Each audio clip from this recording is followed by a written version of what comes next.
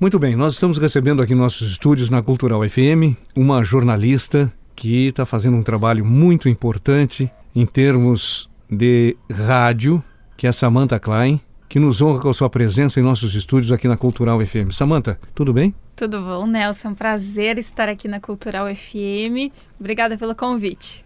Como é que nasceu, Samantha, este gosto pelo jornalismo? Bom, Nelson, eu sou de Torres, né? E eu sempre gostei de jornalismo. Não tenho ninguém na minha família que esteja atuando na área da comunicação. Sou a primeira pessoa, mas desde criança eu sempre gostei de microfone, sempre gostei de estar perto, sempre sonhei em ser jornalista. Eu não sei exatamente por quê, não sei se porque eu gostava de ler, eu era bem comunicativa com meus amigos, eu sempre sonhava com a profissão. E acabei, quando eu fui embora daqui de Torres, eu saí daqui com 19 anos, fui fazer cursinho, acabei morando um ano em Rio Grande, voltei para Porto Alegre, e aí foi quando eu passei na faculdade de jornalismo e eu não tive dúvida, eu cheguei. Claro que eu tive certas dúvidas, né, porque quando eu morei em Rio Grande eu fiz letras, fiz um ano porque não tinha jornalismo, aí quando eu voltei para Porto Alegre eu passei, claro, às vezes a gente tem, assim, aquelas dúvidas, por que eu não faço direito, de repente, porque são áreas, isso é bem normal que um jornalista goste também de direito, até porque, assim, é questão de conhecimento também, mas eu não sei te explicar exatamente o motivo, mas eu sempre fui uma pessoa comunicativa, sempre gostei de conhecer novas pessoas, o jornalismo me proporciona isso, o jornalismo me proporciona circular bastante também, conhecer lugares, ir a lugares, conversar com pessoas que eu não teria oportunidade de fazer se eu não fosse jornalista, então eu tô sempre ligando para alguém diferente, mesmo que a pessoa não me conheça, eu não conheço a pessoa pessoalmente, você vai assim perdendo toda a desinibição, até nós estávamos conversando, né, fora do microfone sobre essa questão da importância de ser uma pessoa desinibida, de saber falar, de aprender a falar. Você dá cursos nessa questão, né, de locução, oratória, desinibição. Na verdade, eu fui aprendendo isso aos poucos. Eu era uma menina tímida, mas aos poucos, estudando e aprendendo e falando e tendo que colocar a cara a tapa, digamos assim, fui aprendendo. Mas acho que é isso, é a paixão pela comunicação mesmo. E depois foi vindo a paixão pelo rádio, eu lia bastante, por aí vai. Qual foi o primeiro momento assim que você se deparou entre a acadêmica de jornalismo e a oportunidade de trabalho? Bom, a primeira oportunidade de trabalho até foi aqui em Torres, por sinal. Eu tinha terminado o primeiro semestre da faculdade de jornalismo e aí era aquele período de férias ali da URGS, né? Bom, vou para Torres. Todo verão eu trabalhava em algum lugar, eu trabalhava em alguma loja, sempre fazia alguma coisa. Daí naquele momento eu ia ficar de férias, digamos assim. Aí eu acabei conseguindo um trabalho temporário na Secretaria de Turismo aqui de Torres. E ali eu tinha que fazer releases, textos para a imprensa, textos para o jornal daqui de Torres. Eu ia cobrir alguns eventos, shows. Foi um verão que teve muitos shows, então eu ia sempre, entrevistava algumas pessoas. Eu lembro que o Ney Lisboa esteve aqui, daí eu consegui entrevistá-lo. Um cara bem bacana, bem acessível, né? E aí eu conheci algumas músicas, daí ele curtiu, enfim. Mas ali foi um primeiro trabalho mais jornalístico, digamos assim, já no primeiro semestre mesmo, né? Naquele intervalo eu mal sabia o que era assessoria de imprensa, não tinha aprendido nada ainda sobre aquilo, mas fui fazendo e fui aprendendo no dia a dia. Na realidade foi o primeiro desafio, né? Foi o primeiro desafio, foi um desafio bem grande, assim, a gente fica já com aquela responsabilidade, ainda mais voltando a Torres, né, minha cidade, nossa, já um primeiro trabalho aqui, enfim. Depois eu comecei a fazer estágios, eu sempre fiz estágio, assim, durante a faculdade inteira, foi só o primeiro semestre que não, porque eu ainda trabalhava numa loja. Lá na URGS funciona assim, você entra ou no primeiro ou no segundo semestre. Como eu tinha sido a primeira suplente, e eu estava quase desistindo do jornalismo, porque eu demorei para passar, enfim. Aí eu fiquei primeira suplente, eu larguei tudo, larguei minha vida em Rio Grande, larguei namorado da época, larguei o curso de letras e larguei um segundo curso que eu poderia fazer, que era de direito, que eu fiz e passei. Fiquei primeira suplente, fui chamada. Deu bom, mas eu não vou ficar um semestre inteiro sem fazer nada, eu não vou nem para Rio Grande para cursar direito, começar um curso e já largar em julho, agosto. E nem vou ficar em Porto Alegre também não fazendo nada. Eu fiquei lá fazendo um curso de inglês e fiquei trabalhando numa loja enquanto isso. Só que acabei trabalhando o ano inteiro. E a URGS, ela é bem exigente, digamos assim. Eu tinha aula de manhã, mas tinha uma aula de noite. Daí às vezes tinha alguma outra aula à tarde. E aquilo vai bagunçando um pouco a sua vida. E daí quando você... Num trabalho normal, carteira assinada, né, com aquele horário fixo, fica mais difícil dependendo do curso. Aí eu fazendo os estágios realmente já facilita mais. Mas em Torres foi essa minha primeira experiência. E aí depois comecei a fazer outros estágios. Fiz, sei lá, estágio na Emater, fiz estágio na URGS TV, fiz estágio em rádio, na Bandeirantes e por aí vai. Mas quando você chegou a esses veículos de comunicação e você entra num segmento já estruturado, como é que é conviver com essa situação assim? Eu acho que a palavra-chave é humildade. Eu acho assim, para qualquer emprego e qualquer profissão, é conversar com quem tem mais experiência, ter um bom ouvido, digamos assim, aprender a escutar. Com certeza, aprender a escutar, isso é importante, né? Uhum. Porque apesar de falar muito, eu sei escutar muito também. Eu tentava, assim, sugar as dicas das pessoas mais velhas, que estavam ali mais experientes, porque com certeza, se essas pessoas já estavam ali, estavam trabalhando e eram reconhecidas, é porque realmente elas tinham uma bagagem, sei lá, cultural, de conhecimento, da profissão. Então eu sempre optei por essa postura, né, de aprender. Não, a gente não pode chegar em lugar, acho que em lugar nenhum, seja para se mudar ou muda de cidade ou muda de emprego ou faz novas amizades, você não pode chegar colocando banca, né? Tem que chegar aprendendo.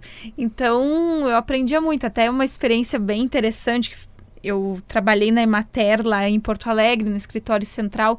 Foi um estágio de 2 anos, foi o maior tempo que eu fiquei. E foi mais ou menos no início da faculdade também. Aí eu comecei fazendo trabalho super burocrático. Só que daí, como eu sempre fui meio metida, assim, aí eu comecei a pedir para acompanhar os repórteres que iam a campo fazer as matérias. Eu ficava do lado, ficava observando, fazia uma pergunta, fazia outra... E aprendendo, você vai aprendendo, vai sugando, né? E normalmente, quem sabe, gosta de ensinar. É muito difícil que não goste. É muito difícil quando você tem um conhecimento e você queira só manter pra você. Não tem graça, né? É que nem, por exemplo, eu tenho uma paixão por filmes.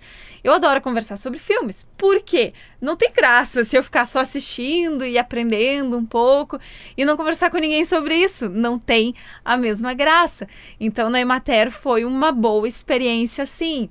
Outra, aliás, até na verdade, o meu primeiro estágio, depois dessa minha experiência na Secretaria de Cultura, de Turismo, aqui em Torres, que eu te comentei, foi numa rádio também. Foi lá na rádio da URGS e eu era voluntária, era um espaço estudantil ali.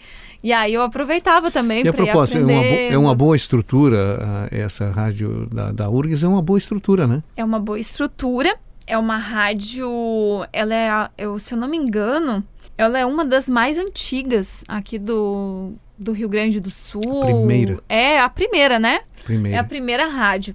Ela tem pouco alcance. Isso é uma pena, porque ela tem uma programação assim de muita qualidade, né? Ela é a única que passa ópera, concerto, até tem algumas, por exemplo, a FM Cultura, né, da Fundação Piratini, tem música clássica, mas a rádio da URGS é a rádio da universidade, na verdade, eu acho que é a única que passa, às vezes, assim, óperas, concertos, essas coisas assim.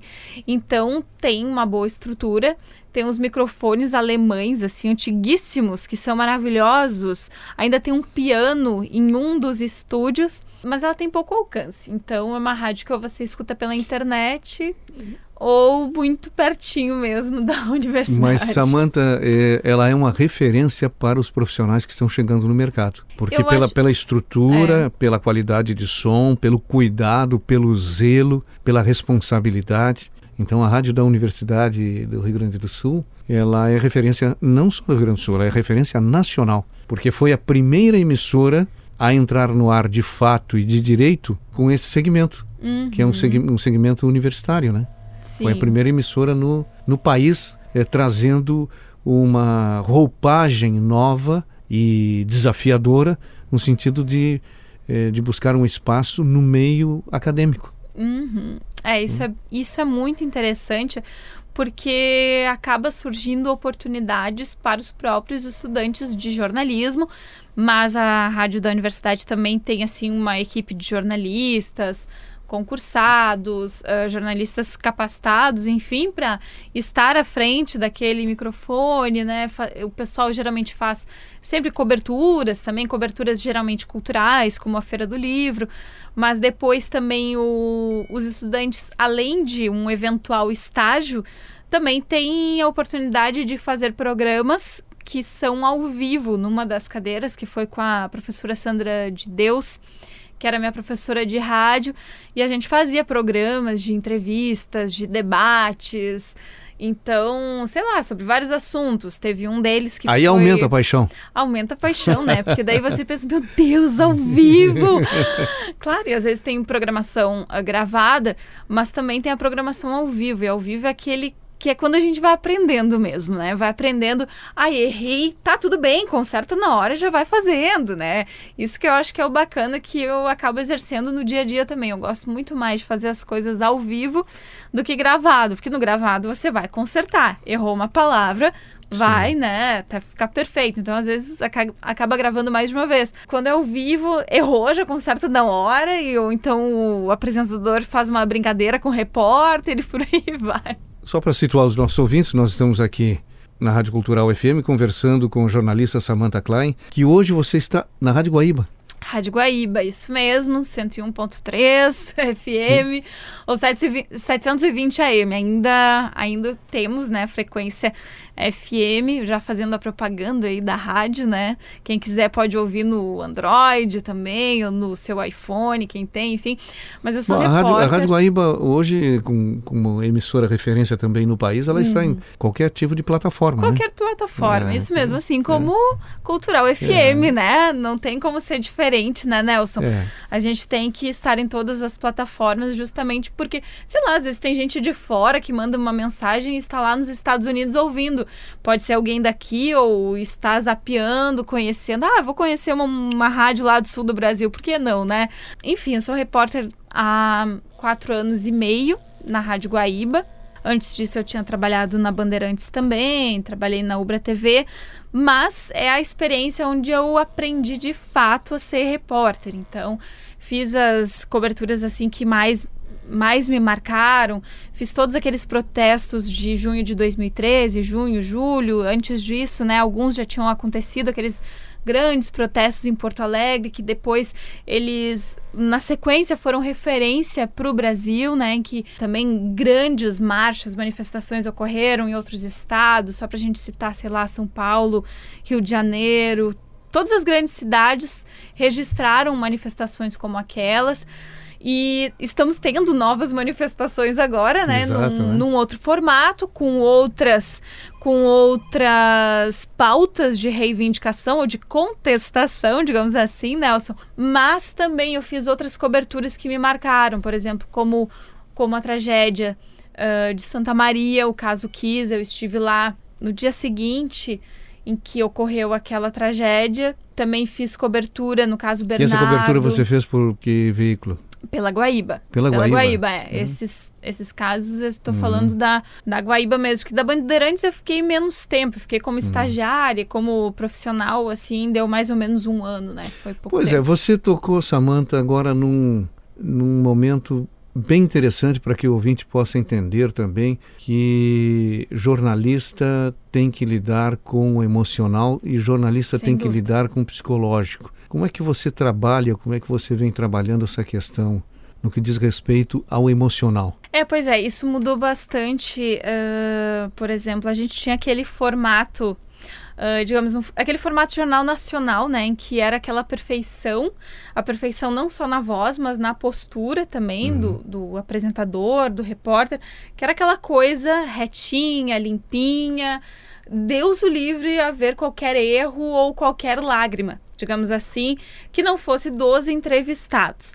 Hoje é muito mais aceitável que pensar que o jornalista também é uma pessoa, que é uma pessoa que tem convicções, que tem toda a sua bagagem que tem afetiva, sentimentos, né? Emocional, exatamente. Por exemplo, o caso da Boate Kiss, por exemplo, né? É uma coisa que afeta muito a gente. Por exemplo, cada vez que eu falo, eu me arrepia, sabe? Eu fico assim, meu Deus, em pensar que 242 pessoas morreram asfixiadas dentro de um lugar. E você, é tão inconcebível, e você foi para lá, né? Logo depois do... Foi logo depois, no né? dia seguinte? É praticamente, porque Sim. a tragédia foi da madrugada de domingo, eu fui para lá segunda-feira. Então eu não vi a pior parte, que foram os corpos, a retirada dos corpos. Todos, assim, a retirada dos corpos, todos foram colocados num ginásio municipal lá de Santa Maria, mas o ambiente da cidade era muito carregado. Era muito pesado e não poderia ser diferente. Sim, claro. Então, mas eu fui lá com um colega, foi com um colega do esporte, até o Cristiano Silva. Nós nos revezamos, assim, nos dividimos, né, nas tarefas, enfim. Mas eu consegui segurar muito no osso. E aí, quando terminou, quando nós estávamos voltando da viagem, ele me falou, eu desabei. Daí eu disse, Cristiano, eu também. Ele lembrou assim, eu tenho uma filha, não sei o que, ele já imaginando que uma tragédia semelhante poderia acontecer e a filha dele no meio. Eu não tenho filhos, mas eu tenho amigos, eu tenho irmã, eu tenho pai, tenho mãe, sabe? Tem muitas pessoas na minha volta. Não tem como não se emocionar. Mas eu tento, claro, eu não posso sair chorando no microfone. Mas isso também não é proibido dependendo da situação. Por isso que eu falei, né, que a gente tem um modelo muito mais aberto hoje, né? Hoje não se vê mais, por exemplo, aquele vozeirão, assim, aquela coisa. Não, a gente, né, uma voz falando aqui com a minha voz, é a voz que eu falo no dia a dia, né? É bom você ter colocado essa situação, porque eu sempre procuro fazer com que haja entendimento nesse sentido, que hoje nós não temos mais esse padrão do vozeirão. Né? Estamos falando aqui com a jornalista Samantha. Né? Não, o que nós temos... Não precisa impostar a voz. Exatamente. O que nós temos hoje são vozes agradáveis. Por isso que às vezes vocês, jovens, assim, jornalistas, se destacam em determinados momentos e fazem uma carreira brilhante, exatamente por quê? Porque se tornam pessoas com vozes agradáveis que aos poucos vão conquistando o ouvinte, conquistando o telespectador, pelo simples fato de que vocês têm uma voz agradável, clara, simples, bonita, mas agradável. Sim, não precisa aquela impostação toda. É claro que é bom cuidar da voz, claro, né? Evidentemente. Claro. Tomar água, comer uma maçã, mas também não é proibido tomar uma cervejinha. Não é isso, né? Mas não é aquele cuidado que um cantor tem. Mas a gente pode fazer exercícios com a voz. Eu já fiz também fonoaudióloga. Quando eu fiz o meu primeiro estágio na Bandeirantes, era no finalzinho ali da faculdade, tinha uma fono que ela ia e ela trabalhava com as turmas, né? Daí a gente fazia vários exercícios de voz, que às vezes eu faço, às vezes eu tô no banho, começo a fazer lá daquela limpada na voz, entre aspas, né? Começa, sei lá, a fazer aqueles sons que são estranhos, que se alguém me enxergar na rua fazendo vai achar que eu sou maluca, mas é justamente pra trabalhar a voz, é um cuidado bem básico, não é nada demais, mas a gente não tem mais aquela necessidade de ter uma voz de tenor, assim. Eu acho que tem uma rádio aqui no estado que ainda tem um locutor, assim, né, com aquele vozeirão potente, mas é uma coisa que mais ou menos ficou no passado, com todo respeito, né, eu acho que, enfim, são vozes que são igualmente agradáveis, mas há toda uma impostação que não é mais necessária, né, e essa questão da própria voz, né, Nelson, ela é importante, acho que para todo mundo. Todo mundo, não precisa ser jornalista para cuidar da voz ou falar bem. Sei lá, se você for um advogado, se for um vendedor, você tem que ter também uma voz mais ou menos agradável para conversar com o seu cliente, mas também a gente não pode restringir, né? Quem não tem uma voz bonita ou agradável também não possa vender algo. Pode, mas eventualmente pode procurar um fonoaudiólogo, pode, sei lá, fazer uma aula de teatro, que é algo que também ajuda bastante. Fantástico, né? Libera bastante todas essas questões. Eu não cheguei a fazer aula de teatro, enfim, mas quando eu era mais nova, até minha mãe dizia, de repente tu faz uma aula de teatro. Acabou não sendo necessário, acabou que eu acabei me virando sem, mas quem sabe, né? Por que não? O que você diria para quem pretende ou está naquela dúvida de seguir essa carreira de jornalismo? Jornalismo. Poxa, eu vou fazer jornalismo e vou ser igual a Samantha Klein lá da Guaíba. Mas tem todo um trabalho, né? Tem uma certa renúncia, né, Samantha, nessa caminhada, e muitas renúncias, né? É claro, o jornalismo, ele também não é somente trabalhar num veículo de comunicação. Sim, claro. Seja só numa rádio, numa TV ou num grande portal de notícias, ou existem muitos trabalhos de jornalismo. Você pode trabalhar eventualmente com político, fazer toda a comunicação, fazer todas as redes sociais de uma rede de supermercados. Assim, são alguns exemplos, né? O jornalismo é comunicação de preferência bem feita, mas também com credibilidade, né? Buscando sempre a verdade. Eu sempre brinco que é o único bem que eu realmente tenho é a minha credibilidade como jornalista. Mas é bom se fazer algumas perguntas antes de seguir a carreira, digamos assim. Eu não me fiz muitas porque eu sabia que eu queria, porque eu sempre quis ser jornalista. Então, tem que ter um bom senso de insistência. Acho que, em primeiro lugar, assim, é ter muita persistência, porque não é fácil conseguir emprego depois. Abrir o leque, né? Abrir os horizontes, do tipo, saber que eventualmente você pode ter que ir embora, daqui a pouco você não vai trabalhar numa rádio, mas vai trabalhar numa edição de imagens de um canal de TV, ou vai trabalhar num jornal institucional de uma empresa, que também é um trabalho de jornalismo, mas eu acho que gostar de enfrentar desafios, sem dúvida, isso é muito importante, é uma das coisas mais instigantes, né? Eu sempre imaginava fazer muitas e muitas viagens e, enfim, gostar de ler, eu acho que isso é fundamental também, sempre se informar, ler tudo que tiver que ler, sabe? Ler as coisas boas, mas eventualmente as coisas ruins também ajudam, até para ter o senso de parâmetro, crítico, né? O parâmetro, exatamente. Fazer a crítica do que é bom, do que é ruim. Então, a gente vai construindo isso aos poucos. Não adianta ninguém nasce sabendo nada, ninguém vai saber ser um bom crítico, ter um bom olhar crítico, eventualmente com uma fonte. Mas acho que essa fonte está me enrolando. Você só vai saber se tiver informação sobre aquele caso anteriormente. Sei lá, por exemplo, estou conversando lá com prefeitos... Vamos citar, então. Prefeito de Porto Alegre, por exemplo, sobre uma obra. Aí ele me diz, olha, mas essa obra está com calendário, cronograma em dia. Não, prefeito, não é bem assim, mas a promessa dessa obra era para ter início lá em 2011. Dele, não, mas tem isso, teve aquilo, teve contestação do Tribunal de Contas. Sim, mas o projeto teve problemas, tais e tais problemas, né, prefeito? Tá, isso é só um exemplo, né? Eu não tô nem citando um exemplo real, Sim. Que na verdade até pode ser, né? Até pode ser real, mas tudo bem. Sem críticas políticas nesse momento. Mas ter conhecimento da situação, ter conhecimento do mercado de trabalho, isso a gente vai aprendendo na própria faculdade, porque eu tenho inúmeros colegas que hoje não trabalham com jornalismo, que abandonaram a carreira porque achavam que iam ganhar bem e nunca conseguiram. Não, gente, em primeiro lugar, jornalista não vai ganhar bem, não tenha como parâmetro o William Bonner e a Fátima Bernardes, que depois de 26 anos se separaram, mas continuam ricos, tá, gente? Não é esse o parâmetro.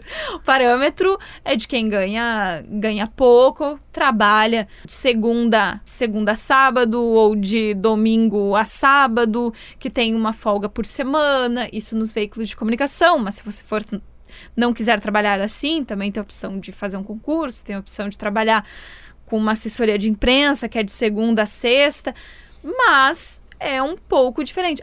Os meninos muitas vezes gostam de trabalhar com esporte. Por que a gente cita meninos? Porque ainda tem muitos caras que preferem esporte. Tem mulheres que trabalham no esporte. Inclusive, eu já fiz torcida também, tanto na Arena quanto no Beira-Rio. Então, já fiz torcida, é bem legal. Mas é uma coisa simples, né? Você vai lá, presta atenção no que está acontecendo no jogo, vê o que o comentarista quer, ou, sei lá, pergunta: e aí, Nelson, o que você acha? O Grêmio vai conseguir virar esse jogo aí diante do Botafogo? Não, acho que não vai. Tu vai me responder, porque ontem não virou mesmo, né?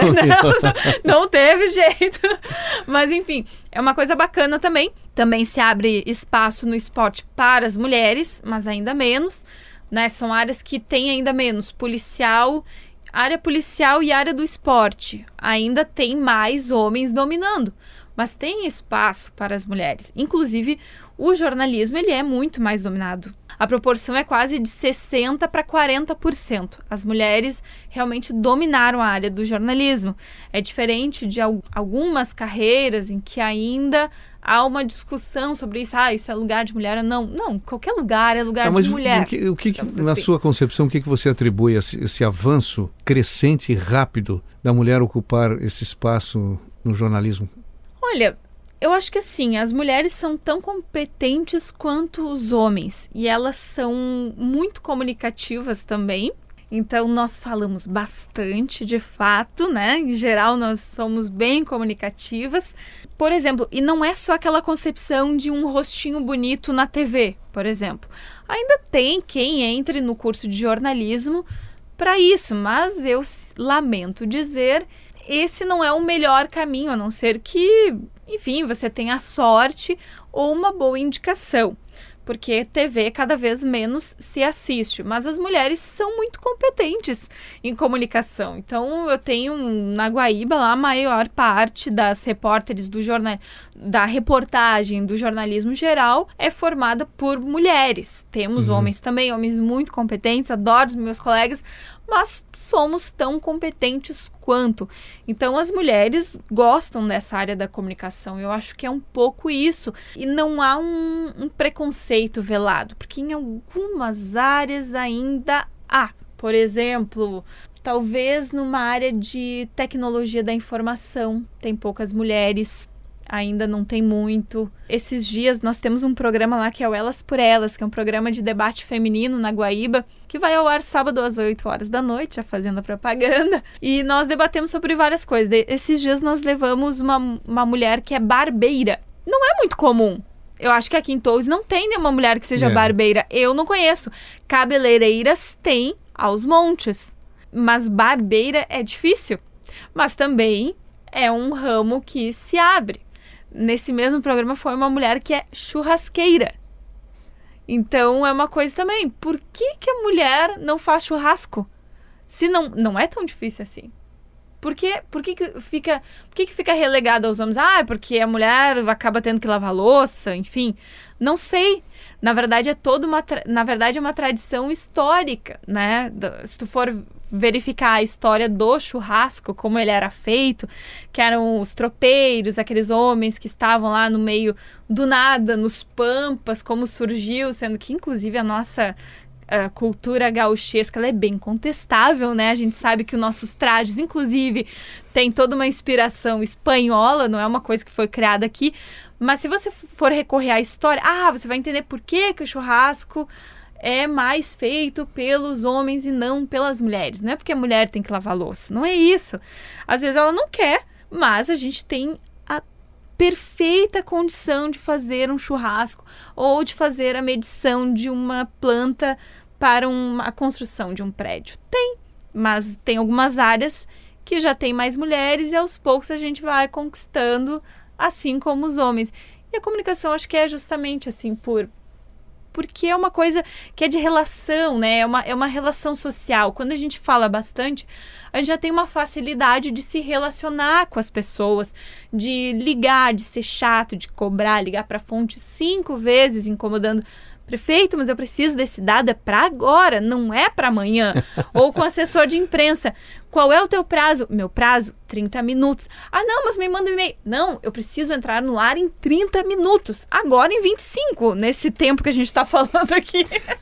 Uma situação extremamente constrangedora. Assim, acho que todo mundo erra, né? Eventualmente, você pode chegar numa pauta e não estar tão informado quanto deveria. Isso não pode acontecer, mas já aconteceu de eu fazer uma pergunta sobre algo que já não era mais relevante, porque aquilo já tinha passado. Então, foi um aprendizado.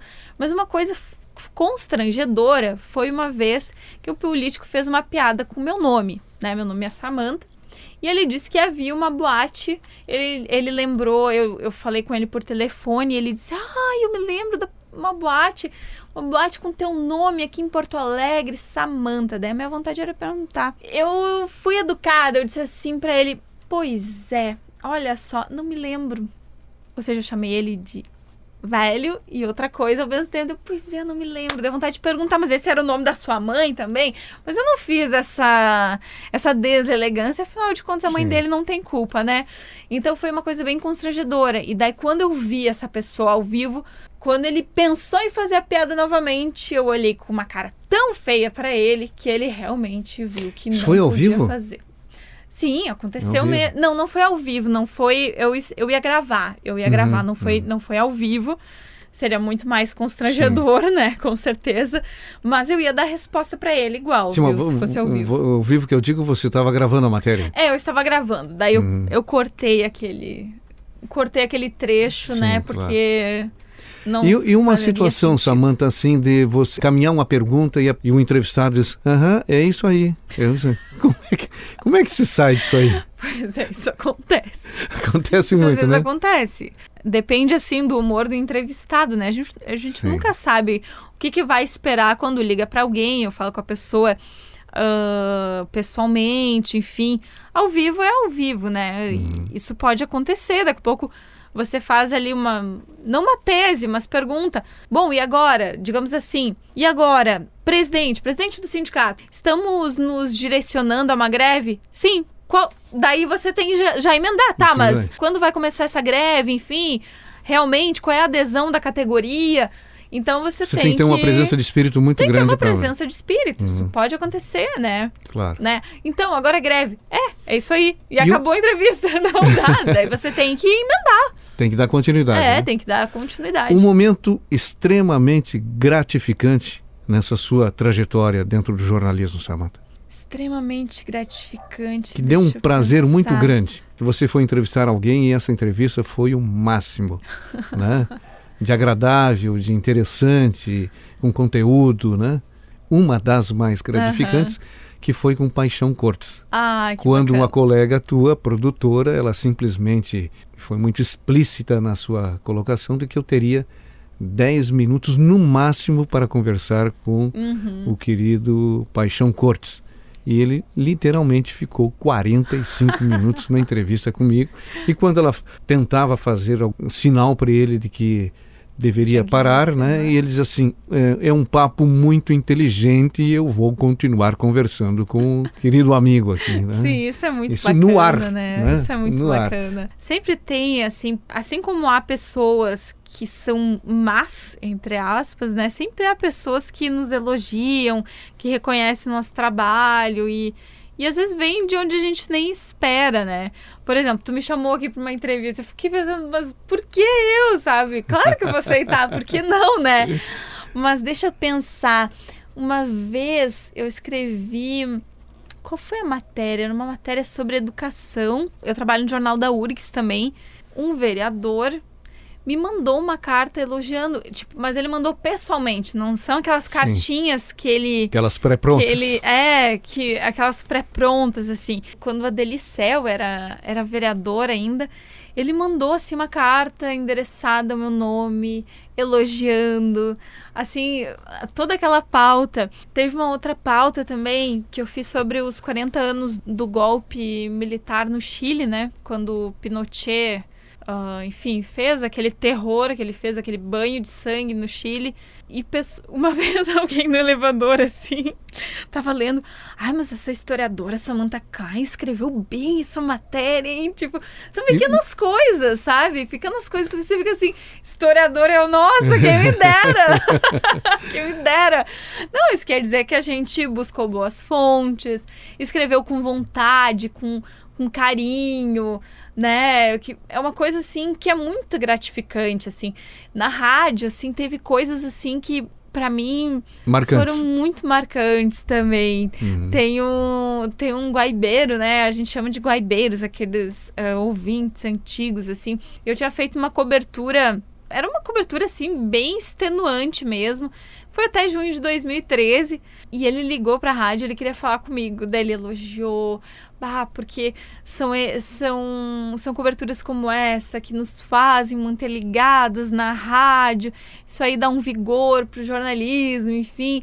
Isso dá, assim, uma vontade, né? de continuar trabalhando, de acordar cedo no outro dia, seguir fazendo, enfim. Isso, eu acho que são pequenas coisas, assim, que vão... Extremamente gratificantes, né? No dia a dia, que é muito, muito bacana. Então, quando de repente... tem um entrevistado ali que você acha que é meio arrogante, mas você consegue quebrar o gelo com ele. Ele acaba falando muito mais e dando um monte de informação. Isso aí faz o dia ser bem melhor. Samantha Klein, jornalista da Rádio Guaíba. E quando se fala em Rádio Guaíba, se fala da história do Rio Grande do Sul dentro do... Rádio da Legalidade. A Rádio da Legalidade, né? E dentro do processo da radiodifusão, né? Uma referência nacional, referência até internacional, né? Muitos e muitos programas foram transmitidos pela primeira vez de outros países através da Rádio Guaíba. Quer dizer, a Rádio Guaíba é, sem dúvida, uma referência para todos nós. Muito obrigado por ter aceitado o nosso convite. E eu desejo, assim, do fundo do coração, como profissional da área do radiojornalismo, né? De que você tenha êxito, continue sendo essa profissional que você é. E uma das razões do convite foi exatamente porque nós temos oportunidade de estar seguidamente em Porto Alegre e receber muitas manifestações positivas do seu trabalho. E isso foi me enchendo de alegria, de contentamento, e eu lembro plenamente quando você começou a contar que você contatou comigo quando você foi fazer uma pauta e estava no primeiro semestre, acho que né? Acho que aqui na prefeitura. Na prefeitura, e isso. foi conversar comigo, né? Querido, um abraço, obrigado mais uma vez por ter estado aqui nesse espaço da Cultural FM. Um abraço, obrigada, estamos sempre à disposição. Um abraço. E no espaço de entrevista de hoje nós contamos com a presença da jornalista Samantha Klein aqui na Cultural FM. Continue acompanhando a programação da sua trilha sonora.